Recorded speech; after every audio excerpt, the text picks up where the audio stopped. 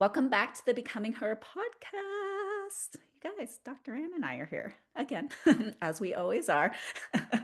We're excited to connect. We were talking a bit about what we wanted to chat about. I'm going to dive into that here in a second before we hit the record button. And it's funny, Anne's like, hopefully we don't like go off topic. I'm like, I think I love that because these are just so off the cuff. They're not scripted. They're not, and it's something that I really value being able to have this just very open conversation and being able to get just initial reactions to things opposed to scripting things and it feeling so awkward.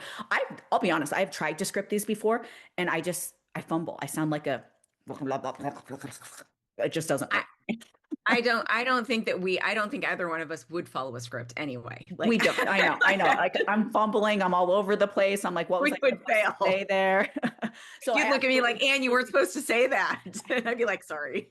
you just screwed me up. What are you doing? Why'd you say that That's part of the right. script doesn't make sense? I was inspired. That's what I would say. So we have talking points for sure, but there's so many different ways that we can take this, and it may even have to go into a part two because there's so many facets to this. Mm. But you guys, today we're going to talk about libido. We're going to talk about Oh, intimacy. We're going to talk about body image after 40. We're going to talk about the conversation that is there, right? But it's almost taboo to talk about, I think, at times, especially in a group you of bet. women. And I want to dive into all things here. I know Anne's really excited to geek out on the neuroscience side of this. I'm excited to talk about what's going on, obviously, internally, hormonally. Body composition and how that absolutely affects your confidence and the willing. So, and this is something you guys, I'm in the thick of. I will be completely honest. I am in the thick of right now as hormones decline. We're going to talk about testosterone in a minute. Really finding the right dosage for me because it has made it's made my sex drive non-existent. Like as my Mhm. testosterone has started to decline. So this is something I am personally experiencing, and I'm sure you've had your round with this. So Oh, yeah. let's talk about I know what you're feeling right now. You don't want sex. You don't want to be touched. You feel dry. You Mm. feel uncomfortable naked. And you feel guilty about all of this, right? Because as a female, it's something that we take very, very personally. And when that desire basically just shrivels up and it goes away, you're like, what is wrong with me? What is wrong with me? And it's not that this is random. We have quite a few things going on right now. We have hormones that are declining.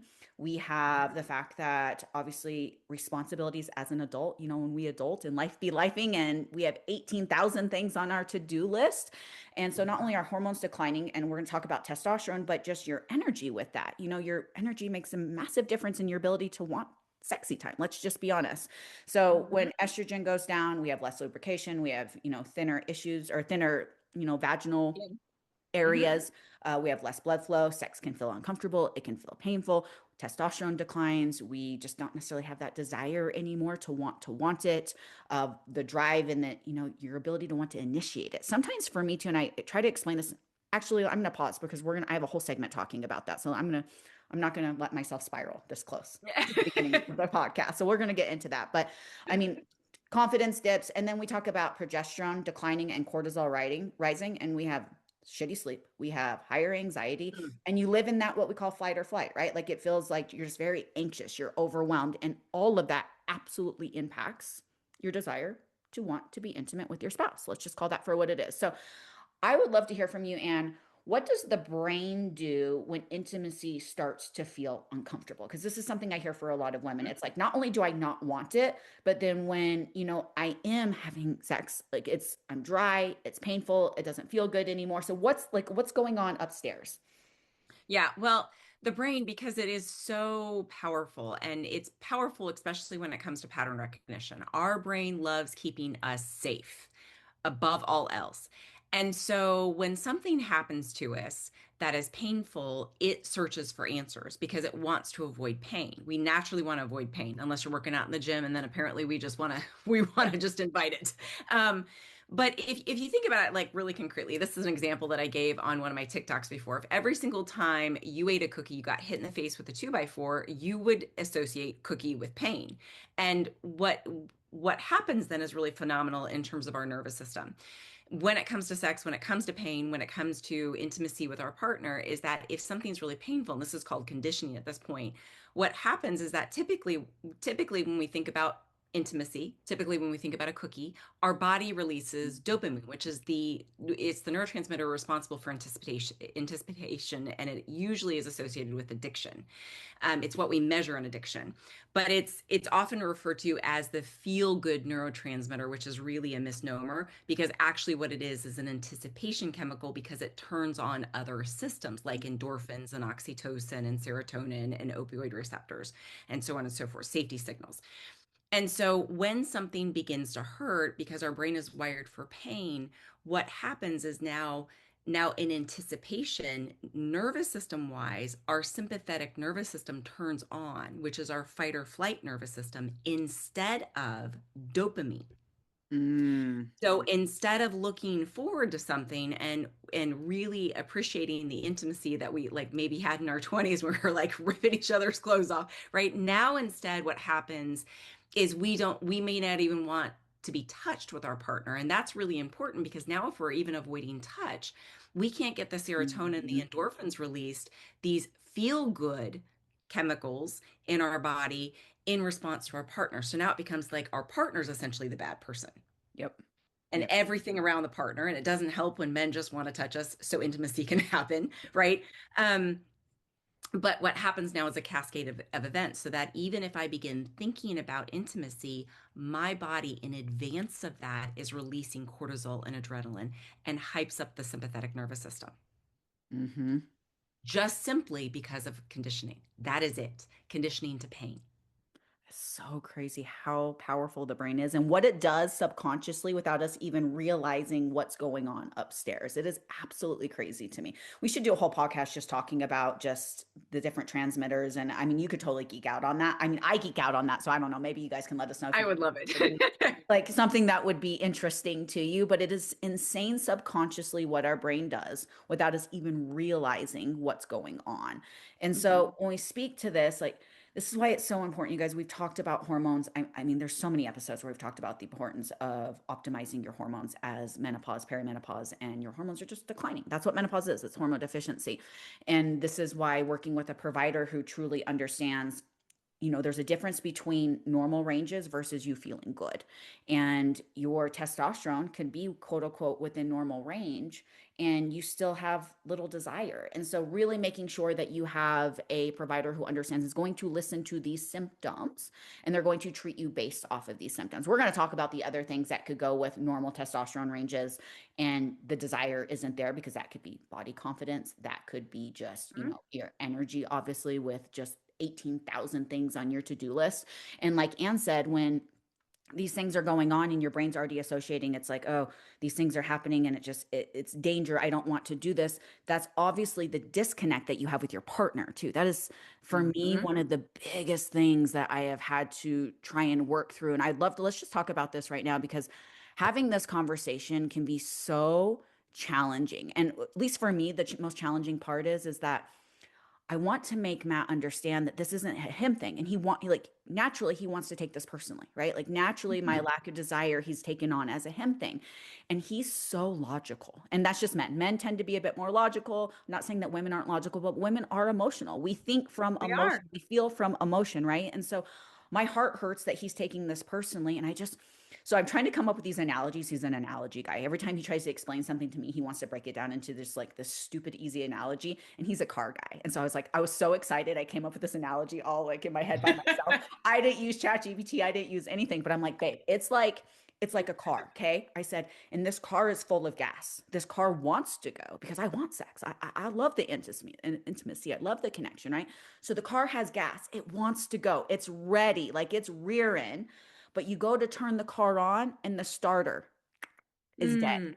That was my Mhm. analogy. And I think it kind of clicked a little bit more for him, but it's so frustrating on my end because I love the connection piece of it. I love the emotional attachment that it gives me with my husband. I love sex. Let's be honest, I love sex. But when your body, like I want it and my body doesn't, it pisses me off. I get so frustrated. And then I'm in my head during, right? And then he can sense that. And it's just this like loop. It's this like whole like self-sabotaging cycle. So how do we have these conversations to help men understand? Like, how do we, from a psychological standpoint, have these conversations?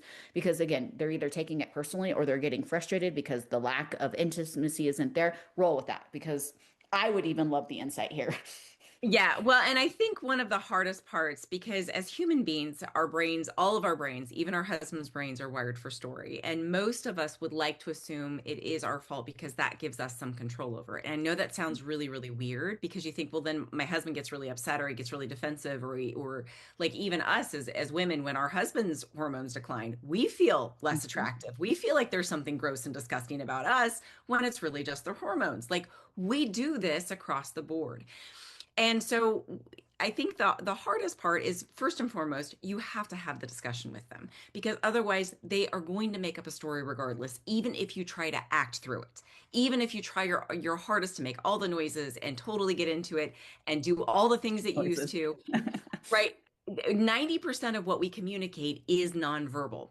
And it does not matter how clueless you believe that your husband is. He is not so clueless to pick up on micro expressions and who you are as his woman.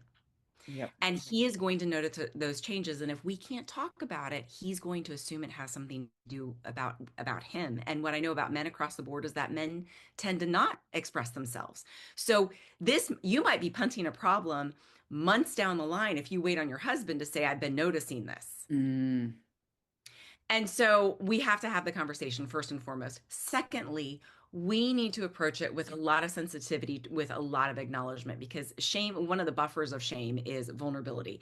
But when we're on the speaking end of things and we anticipate that someone is going to personalize a conversation because it's very near and dear to them, then one of the best things that we can do is lead first with who your husband is. So for my husband, and this is hard for us to remember, especially when we're really emotional or if we're doing it mhm, in the moment of intimacy, and now we're having to have this discussion, which is really hard.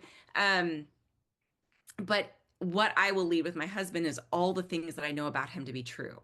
He is an amazing man. He is a wonderful husband. He is very generous and very nurturing and very gentle with me.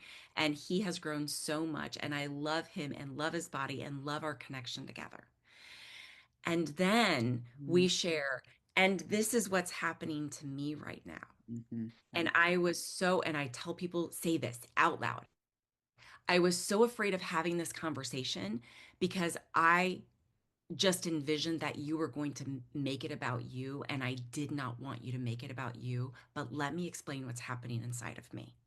Mm, And I'm really overwhelmed and I'm anxious and I'm feeling ashamed of my body, and we and lead with those I phrases. I know that that sounds kind of goofy because it personalizes it, but there's something really powerful even if you can say I feel ashamed of what's happening to my body, because then our partner is going to focus on what's happening to us instead of making it about them. mhm. Even if you've waited a long time. I will say to my husband, I waited 8 months to tell you anything because I was so ashamed that I couldn't figure this out. Yep. There's so much power to vulnerability, like you said, and just being able to express that with truth and just being able to open up and accept that, this isn't your fault, but it is. And I was telling Anne we were talking about this a little bit. It's absolutely not your fault as hormones decline. This is natural. This is a natural part of being a female. This is going to happen to every single female. No female gets to escape menopause. However, Yes. it is your responsibility to address this. It is your responsibility to find the right support and the right help. It is your responsibility, especially if for me, just not having sex is not an option in my marriage. It's Mhm. just, it's not. This is how I connect with my partner. I know how important it is to my husband. It's important to me. And so, not having the desire is not an option. And my heart hurts for women because I talk to so many every single day, and it's like, well, I've just accepted this. And my heart hurts Mhm. for them. It's like, you don't have to, though. You don't have to accept this as just because it's common doesn't mean it has to be normal. Yes. Yes. And that's the part that gets missed. And we know with menopause, the lack of intimacy, we talk about the hot flashes, the mood swings, and the midsection weight gain, right? And that those are just they're very common symptoms. But common doesn't have to be your normal. There's Mhm. absolutely ways to go about this. And so understanding the hormone piece of this will drive this. And we're going to speak to the lifestyle piece of this. We're going to speak to the body piece of this, the confidence piece of this. But hormones drive that part of it. And this is something, like I said in the very beginning of the podcast, that I am personally working through trying to find. That's why it's so crucial, you guys. I don't know if you're watching this. If you are watching this, side note, I got microneedling. My face looks like a cherry, but my hands are in the air right now because I'm just, there's so much power in finding the right provider who understands hormones and how to Yes. optimize them. Because that, again, I know we were talk about this in so many episodes. That's not your PCP. It's not your OBGYN, you guys. It's not. Mm-mm. It's No. not. And the key phrase here is optimization. Yes. So like I just want to keep because as women we will go to providers and providers will tell us our range looks normal even though it's low. Yep. They will absolutely tell you that. Please do not accept that as the answer because you can feel so much better. So much better. And they're not running complete comprehensive labs either, right? So if they're looking at testosterone, they're not looking at free and total. Free is Hmm. what your body is, total is what your body has, but free is what's available to you. So if they look at your total testosterone, they're like, oh, well, normals are within, or ranges are within normal, but yet your free testosterone is low. You don't, your body doesn't have the ability to even be able to utilize it. And so that's the part that is missed so often with providers because it's just very surface level. They're, most insurances don't cover comprehensive lab work. They're not running it. And a lot of providers don't even know how to connect all of those pieces because they just receive very little. That's not what they went to school for. And this, again, isn't me throwing stones. You just don't know what you don't know. And this is exactly why we've added a hormone optimization team to my team because it allows our women, it allows me to serve them at the highest capacity possible, working with providers who actually understand this piece of it. And so that's what I want to get out there is when you are looking for a provider, please make sure that you interview this person. You get their belief system when it comes to hormones. Do you have a belief system of treating symptoms? Or are you just going to look at my lab ranges and tell me that everything's fine? Like really, really get into the nitty gritty and do your research because your provider matters and it matters a lot. And I say this as well because I'm in the thick of trying to find, what works for me dosage wise is going to be completely different than what works for Anne. And so when I started replacing my testosterone, we started at a much higher concentration in a very little amount. But I noticed that, and this is a part that a lot of women get freaked out by, right? With the right provider, these things can be avoided, you guys. But I noticed some chin hairs coming in. It's part of like replacing hormones. I'm not turning into a man. My voice isn't changing. But again, I noticed those things. So I went directly to my provider and I said, hey, look. And they're like, nope, let's restructure, let's readdress. And this is where having that open relationship with who you're working with is crucial because these things can be minimized. These side effects, symptoms, whatever you call them, they can absolutely be minimized. So I am right now in the thick of trying to find the dosage that gives me my libido back, but also minimizes any sort of side effects that come from that. And testosterone is, I know the media wants to convince you that it's a male hormone, but it's not. It is a people hormone. Mm. Women need testosterone in ample amounts. And then we look at precursors to hormones like DHEA. Like there's so many things that be going on inside a female's body that are not being optimized that most providers are going to miss. That was my point here. So please, please, please, please, Mhm. please, please make sure that you're working with a specialist. So I think we've hammered that point home. And if this is something you're struggling with, reach out to me. I would love to connect with you guys. I'd love to give you some insight. Shoot me a DM. I'm always available. This is obviously what I do for a living. I eat, breathe, and sleep this. I can tell you the things to look out for and to really what questions to ask, all of those things.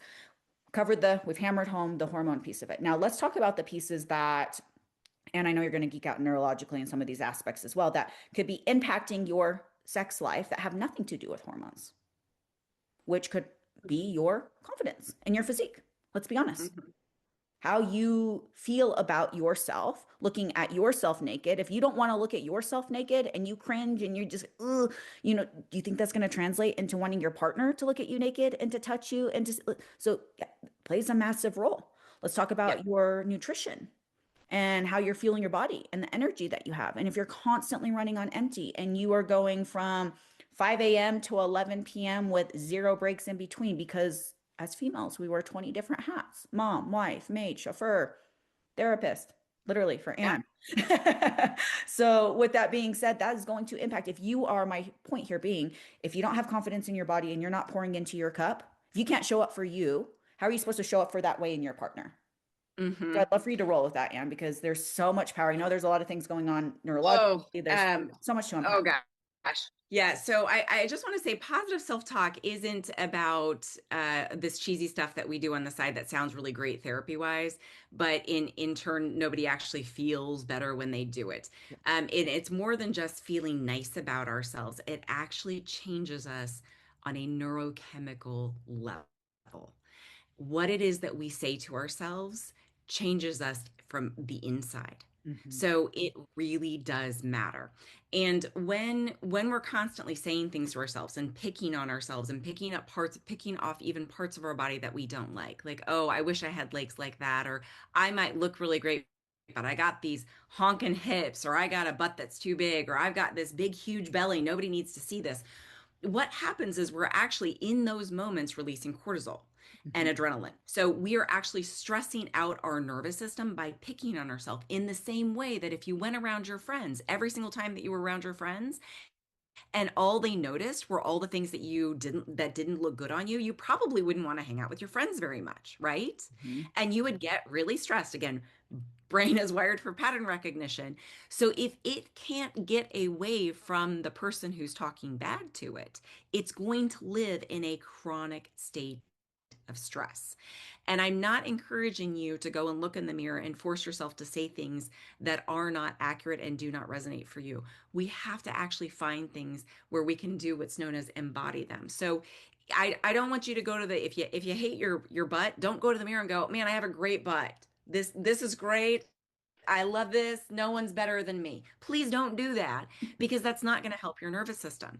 If, however, we go to the mirror and we look in front of the mirror and we go, oh my gosh, I look great in black. This really makes my eyes pop, right? Or we put on a dress and we're like, oh, look, all right, this dress is Hugging kind me of in all the right ways. Yeah. fire. You suck in, you do all this stuff, right? Or you go to the gym and you're lifting another 10 pounds than you did 2 months ago and you notice little changes, right? To be able to go, oh, my legs are really strong. My shoulders are really broad and I can lift a lot. I really love my hair. Like genuine things that we can say about ourselves. They do not have to necessarily be appearance related, but they do have to be related to our body. And what's cool about that is that when we do that, we shift from the sympathetic nervous system, which is responsible for cortisol, adrenaline. It's responsible, ironically, for lower levels of lubrication and impacts digestion and it moves us into that fight or flight. So essentially, our nervous system stays stuck on because it's waiting for you to attack it. Yep. Very much like if you hung out with friends that constantly criticized you. Mm. Also, side note, ladies, one of the important reasons that we need to do acknowledgement with our husbands is because sometimes they feel like that with us when we just simply show up and criticize them. Yeah, I've had They this learn how to problem. Yeah. associate Yeah. stress with us because we are turning on their sympathetic nervous system because all we're doing is criticizing them the moment they walk in the door. Yeah. And the number one need for men, my husband and I really been working with this whole masculine feminine energy, and it's just men want peace and they want Yep. respect. Women Mm-hmm. want safety. Right. Mm-hmm. And so if this is something you guys, and just me being very vulnerable in the thick of working through my, and you just making sure my marriage is rock solid and, doing what we need to do. It's like, I didn't realize how much just asking him to do little things made him feel as if I was nagging him and it was attacking him kind of thing. Right. And the peace, Mm-hmm. he's like, I just want peace. And when it's just, so that was just that again, I'm side noting. I'm Yes. just swirling. So Go. I so I want to bring this up because this actually merits for both situations, not only how we speak to our husbands, but how we speak to ourselves. When we speak to ourselves positively and our husbands positively, we start lifting them up, our children, the exact same thing. What happens is that we turn on several systems in the nervous system. First, dopamine, which is responsible for reward and motivation.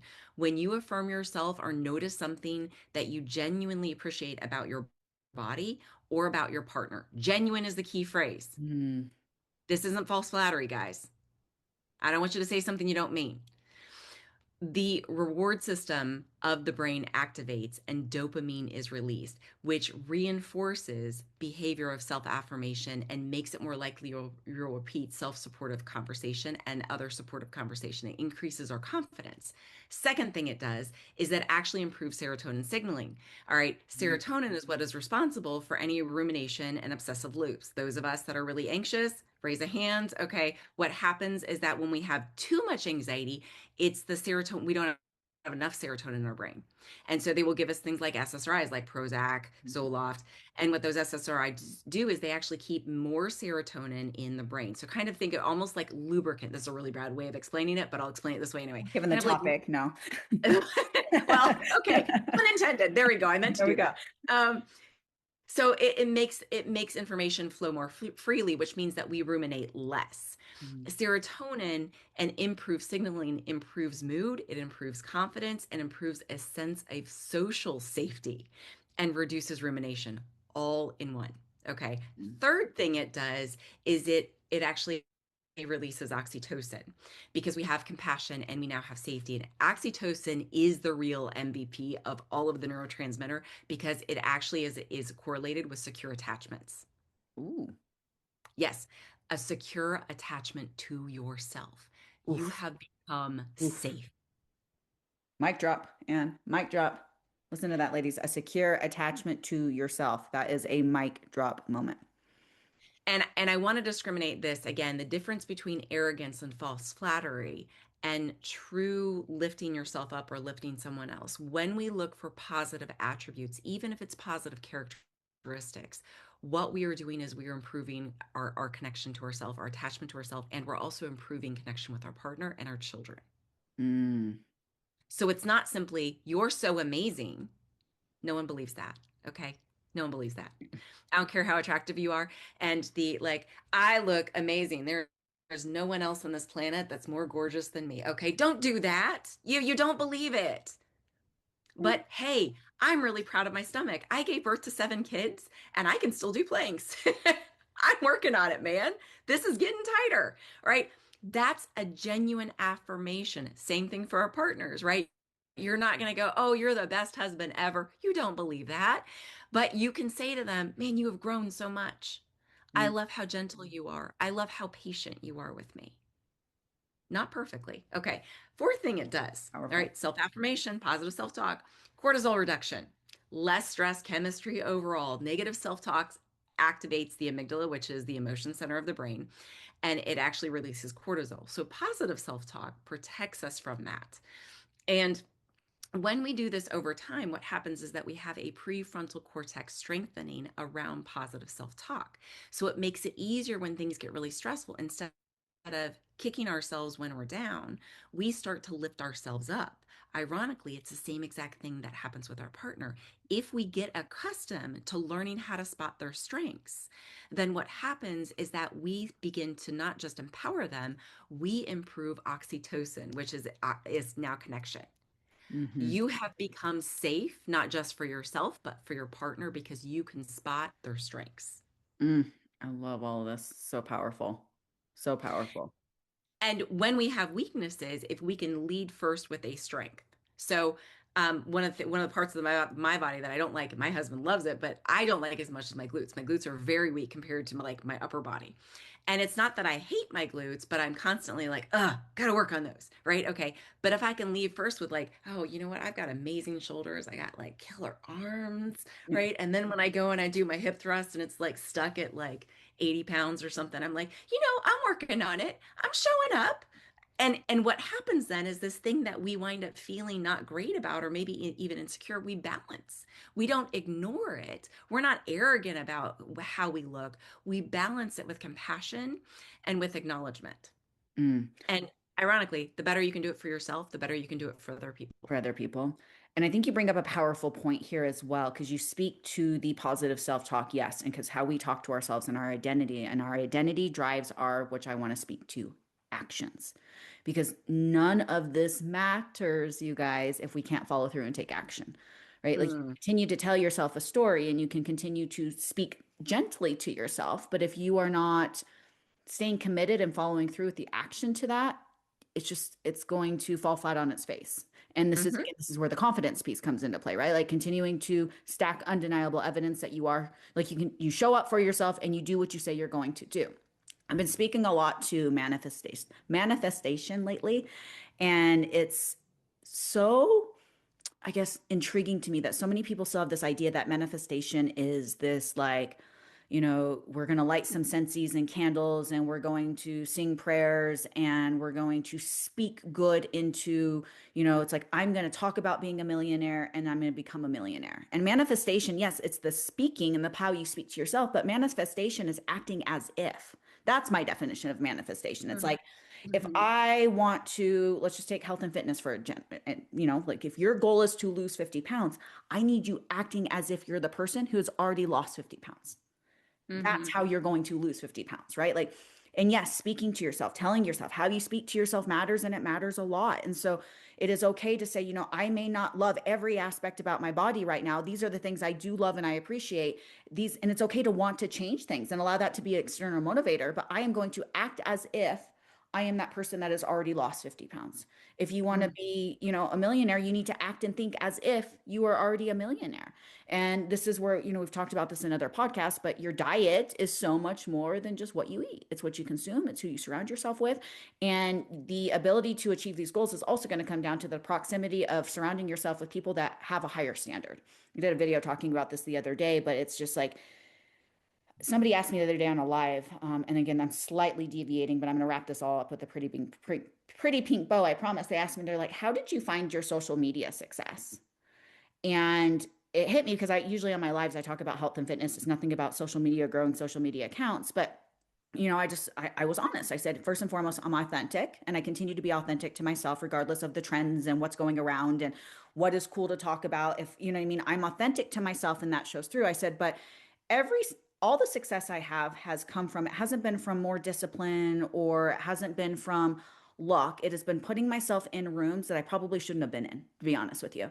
And it's been by surrounding myself with people where my stories and my, I guess normal is not acceptable. It's been surrounding myself with people that have had this, like, a bigger vision and a bigger goal. And really, truly, the manifestation piece of that is acting as if I was that person, right? And so I put myself in rooms where I just would have so much awe for these people and the success and what they've been able to build and what they've been able to do. And quite honestly, in that moment, didn't feel like I even deserved to be in that room, but was the best decision I could have ever possibly made. And so I started taking the traits and acting as if I was already that person. And so when I bring this all up again, it's just we can speak and we can talk, and I can say, oh, it'd be nice. And I would really love to be that thing and have this thing. But if I didn't take action with that, then nothing would come to fruition. Right. And so I guess tie this up for me, Anne, on yes, talking is one, Yeah. and then So speaking is one thing. And the way that I like to talk about that is slightly different because if you look at it through the realm of even developmental psychology and what happens to children, when we put children in a sport, okay, we can notice that they have a gift for something. And what we do is we constantly encourage them, right? When they want to do something. I was a swimmer. My coach put me in butterfly when I was 8 and I thought he was going to drown me. I was convinced of it, but I showed up anyway because I was naive and I like didn't have a no in my body at that point. Like I just did it. He told me he wants to do it. I'm going to do it. And I got last for a real long time. And within a couple years, I was winning awards and I was breaking records eventually and all this like really cool stuff that happened from that. But we need to kind of go back to that childlike innocence that we had and surround ourselves and invite that type of interaction. People who believe in us Mhm. and that ability to believe in ourselves. And we can say, I don't see this happening. Like, this is really scary and this is really hard, but I'm going to keep getting in the pool. I'm going to keep showing up at the gym. Mhm. I'm going to keep eating this way, even though I'm really struggling to see the outcome of this right now. I know that if I stay on this path, that eventually I'll get to a different place. I don't know what that place is. I don't know how great that place is going to be, but I will get to a better place. And so this is where I like to talk about the process, not just of how we're talking about ourselves, how we envision who we are and our capabilities, and how that shifts us from the inside out. Mhm. You would never tell a child and look at them and go, "No, yeah, you suck at that. You probably should, you probably are going to drown." I'm not really sure that what he was thinking. No, Mhm. we're going to support them. And we might say like, "Ah, yeah, I get it. This is really hard. Tell me what you want to do." But sometimes going through the hard is the thing that transforms us. And 100%. sometimes going through the hard is the thing that we realize in the end like, "Oh man, I wasn't meant for quite this." But the process will never fail you Because even if you identify that you weren't necessarily skilled for something or it's not quite in your wheelhouse, something very similar to it will also be in the wheelhouse. And that process of getting from point A to point B is going to be the same thing that gets you in another realm to where it is that you need to go. And I'm only saying that because I know I swam with lots of young girls that we swam our whole life together, and there were girls that tried different strokes and it didn't work for them, and then they tried something else and it totally fit for them. And it's because they kept submitting to the process itself. Different strokes for But different folks. that's right, that's right, That's so literally. funny. But we have to be able to build ourselves up in that and see the future potential Mm, of doing the right thing. If I see myself, and there are so many people that I work with that will even come into my office and they say, I've lost 50 pounds, I've lost 100 pounds, but I still see myself as a fat person. for sure. Okay. That for so That long. does like again, that does a couple different things from the nervous system. It turns on the parasympathetic or the sympathetic nervous system, which is that fight or flight nervous system. I'm now going to be hypervigilant. Either I'm going to live in a state of fear or I'm engaged in highly compulsive and obsessive behaviors, or I am going to sabotage myself and return to where it was that I came from because I haven't adopted it as my identity. Mm, mm, Because what I'm saying to myself is, I'm not worth this. I'm not someone who looks good. I'm not someone who people notice. I am not someone that men are attracted to. And that is 100% about self worth and nothing to do about our size. mm-hmm, mm, mm. And I'm sure people are listening to this, but like, how does the way that you talk to yourself and, going to the gym and all of how does this tie into a libido? And it's like, well, it absolutely does, though. It all ties into that, right? Because your confidence and how you talk to yourself and your ability to feel sexy and to feel wanted and to feel desired stems from your ability, first and foremost, to show up for yourself. And if you can't That's show up right. for yourself, yeah, go ahead, Ann. Sorry. Go. Nope. And I apologize. I didn't Oh, finish that please part. go. This is where my brain kind of goes left of center. But if we are already talking badly to ourselves and we already have that sympathetic arousal in our nervous system, just in seeing ourselves naked, Mm-hmm. you don't want your husband to touch the parts of your body that you can't accept. Mm-hmm. You don't want him to see the parts of your body that you can't accept. So we go into hyper arousal. We have all the lights off. We can't be playful. We can't enjoy our body. We can't enjoy the experience because we are so self focused and so self conscious that we can't get. I mean, intimacy is about play, it is the only thing that we get to do with our partner. 100% about play. And think about going into playing something being really self conscious about how you were playing. Yep. 100%. You're going to do it horribly. Yeah, 100%. And I know this to be true because I have hundreds and hundreds and hundreds and hundreds of conversations. And within these hundreds of conversations, some women, yes, are like the desire just isn't there. But I have so many conversations, and it's like my desire, the desire is there, but I'm so conscious. I'm so self-conscious that I even like the thought of him touching me gives me anxiety. So it's like I want it. I'm aroused, I'm turned on, but I just mentally can't get myself in space because I'm so self-conscious about it. And I've talked to so many women. It's like I haven't been intimate with my partner, and I mean, I talked to some women in years, Anne, years, and my heart Mhm. hurts. It hurts because that is it's just it's the fastest way to disconnect. It's just like intimacy with your partner is playful, but it also is connection. It is 100% Yes. connection. And so if Yes. that is, I guess the gap is your confidence in your body. I mean, yeah, there's a strong connection there for sure. And please, those of you that are listening, please do not assume that because you're not at the weight or the size or that your body doesn't look like how, like, please do not put this off. And I see women do this all the time where they won't even buy themselves clothes that they look good in or clothes that fit them well, no matter what size. They will say, well, I will do that when I lose weight. I will do that when I get to whatever final resting point. And maybe you are on this journey and you are trying to lose weight or you're getting more fit and you don't want to spend a ton of money, but please spend some money. You are still worth looking good. You are still worth having clothes that you feel good in. And that, in and of itself, is an investment in you and an investment in your relationship and in intimacy. Because if you're walking around and you feel like a frump, you're not going to want sex with your partner. You're going to avoid it.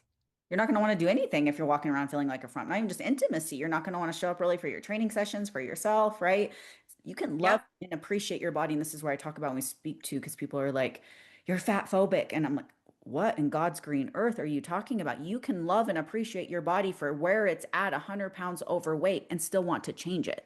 It doesn't mean Yes. that you can't want the change and the drive for the change can't be there, but appreciating your body is everything to your success and for where it is now. It may not be ultimately where you want it to be, but for where it is now, it is what is housing you. It is what is, giving you life. And so you need to be able to, like Ann said, dress it well, show up well for it, and, continue to work on where you're looking to go. Yes, fire. But I mean, if you can't appreciate your body where it's at now, you're going to struggle to get where you want to go. And I want to say that I believe that we also do this with our children. And I when it comes to our friends and people outside of us as human beings, you have the correct response usually for other people. You have the incorrect response for yourself, and that is a worthiness issue. So if your child is growing and then you're like, oh, but I'm not sure that you're finished, I'm not going to invest in those really expensive clothes. And there have been times that I have not done that because my kids have just like grown so stinking fast, and we had a lot. Yeah.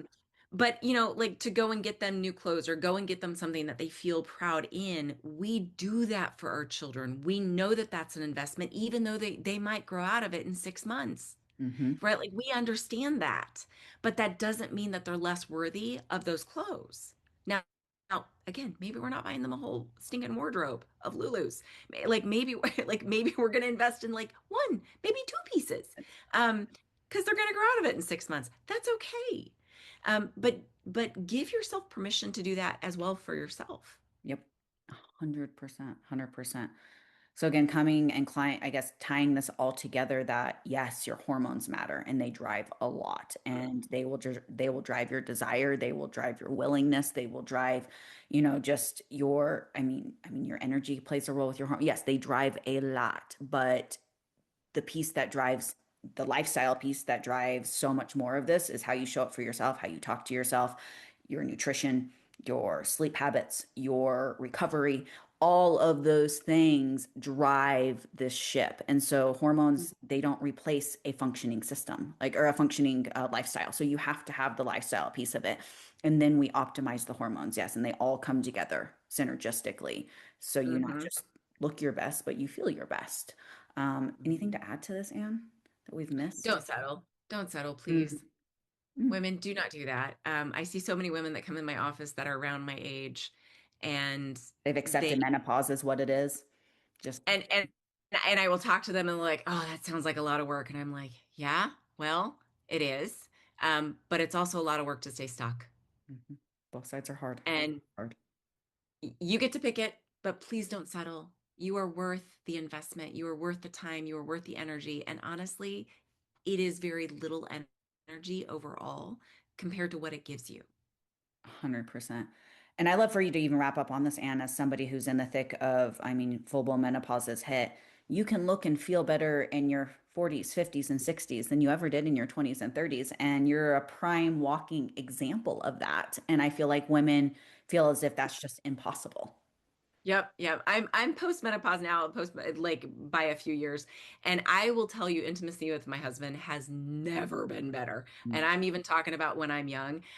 It just changes so dramatically, and also I don't have little kids anymore, so I have more energy. Uh, Fair. but Fair. my like it took a few years to get my hormones worked out. That sounds like a daunting process, but really it's not. It was like once every 3 months I was going in for appointments, and we check and we tweak and we do it again, and now that they figured it out, it's really easy and I feel amazing. But also, I have the energy to live the life that I want, and I have the energy for my grandkids. Mhm. So that, for me, when I'm thinking about taking out my really spunky 3-year-old granddaughter, when I do get to see her, I'm thinking about doing all the things with her. I'm like, I'm going to go to the museum, we're going to swim, we're going to go on hikes, like all the things I used to do with my kids. And I'm excited because I know I have the energy and the stamina to do it. I love that. I love that because you just nailed it. So many women just accept this as, again, the normal. And just because it's normal doesn't mean it's common. And that is Hmm. absolutely not something that you have to, even entertain. You just don't. You do not have to entertain what quote unquote traditional menopause is. So, and we just have now, I mean, we're in a, day and age, finally the black box label with the whole estrogen thing was removed. And we finally are starting to get more providers and medical experts that really are honing in on menopause and what it does to females. And there's more research and study out there than there ever has been. There ever has been. And so this need to fear hormone replacement therapy and this need to, I mean, we just basically told women for decades to settle. Women felt like dog doo doo for decades because that's what they just basically were told to. That's just what it is. And that's no longer the narrative. And, science and literature has backed that up. So you're in control. You're in the driver's seat. Your foot's on the gas. It's ultimately up to you to get where you're looking to go. So that's my mic drop closing. And you guys, That's as awesome. always, there we go. If you guys find value to the podcast, if you ever have any questions, DMs are always open, but likes, comments, shares, engagement, interaction is absolutely everything to continue to allow the podcast to thrive as it has. And honestly, the fact that the podcast has been able to grow as it does, and I don't really even market the podcast speaks a lot of volumes. And that is still to this day. And I swear, every time I go live, everybody, I love the podcast. I love the podcast. I love the podcast.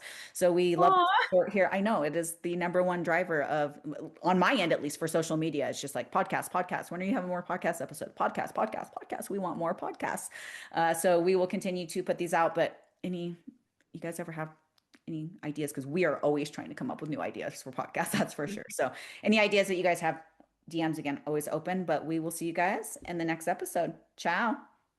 If this is helpful, give me a like, follow me, or subscribe for more.